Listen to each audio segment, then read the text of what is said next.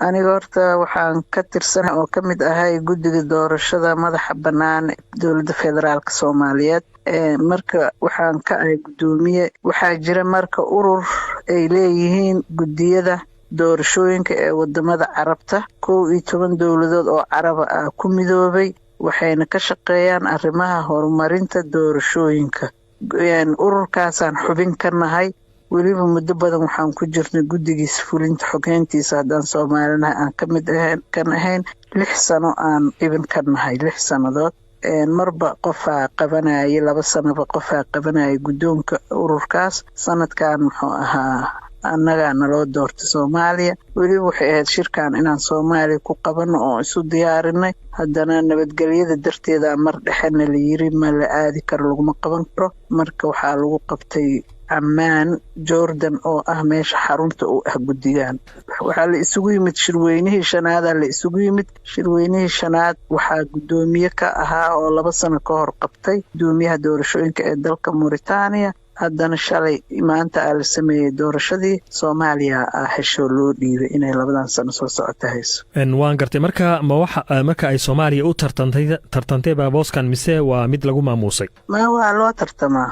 maxay yihiin marka shuruudaha qofka looga dhiibo? ma wareegto wadamada xubinka ka ah oo dhan baa loo dhiibaa oo si wareegto ah mise wadamada xubinta ka ah loo dhiibaa oo wadanan xubinka ahayn maba u tartami karo? kan kaliya kuma aanan jirin muxuu ahaa waxaan u qaabilsanahay taa guddigiisa fulinta xogeyntiisa xubin Soomaali ah ku jirta oo ah hay'adda shaqada wadaba. waayahay marka dadka ku doortay marka ma guddigii fulinta mise waa guddoomiyaashii adigu ku doortay marka shirweynaha 2 sanaba shirweynaha la iskugu yimaadaa General Assembly-ga la iska dhex doortaa.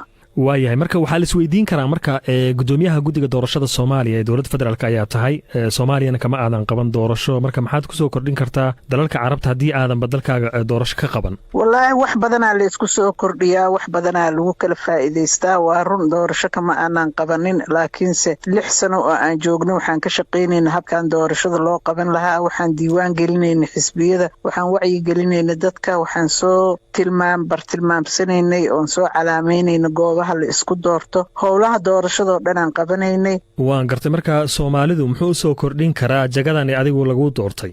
annagay waxay noo suurageliyaan oo dhowr jeer ay traininno qabteen oo ku saabsan traininka dhalinyarada iyo siday doorashada uga qayb qaataan, haweenka sida doorashada looga qayb geliyo, xisbiyada sida loo diiwaan geliyo.